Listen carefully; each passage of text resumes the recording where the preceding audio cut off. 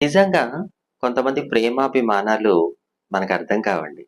అవి ఎప్పుడు బయటపడాలో అప్పుడే బయటపడతాయి. మీకు అరిమత్తయి యోసేపు తెలుసా?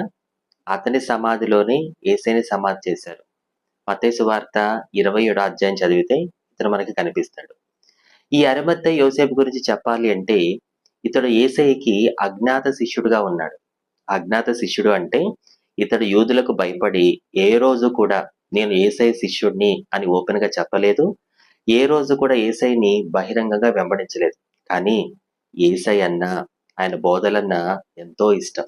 ఎంత ఇష్టం లేకపోతే యేసయ్య మరణించిన తర్వాత ధైర్యంగా పిలాతు దగ్గరికి వెళ్లి ఆయన దేహాన్ని అడిగి తెచ్చి దానికి కొత్త నారబట్ట చుట్టి ఇతడు ధనవంతుడు కాబట్టి తన కోసం సిద్ధపరచుకున్న తన సొంత రాతి సమాధిలో యేసయ్యని సమాధి చేస్తాడు. యేసయ్య జీవించినంత కాలం ఆయన్ని బహిరంగంగా వెంబడించడానికి సాహసించని ఈ అరిమత్తయి యోసేపు ఆయన మరణించిన తర్వాత ఆయన మీద తనకున్న ప్రేమకి గుర్తుగా తన సొంత రాతి సమాధిలోని యేసయ్యని భద్రపరుస్తాడు. నేనదే అంటున్నా.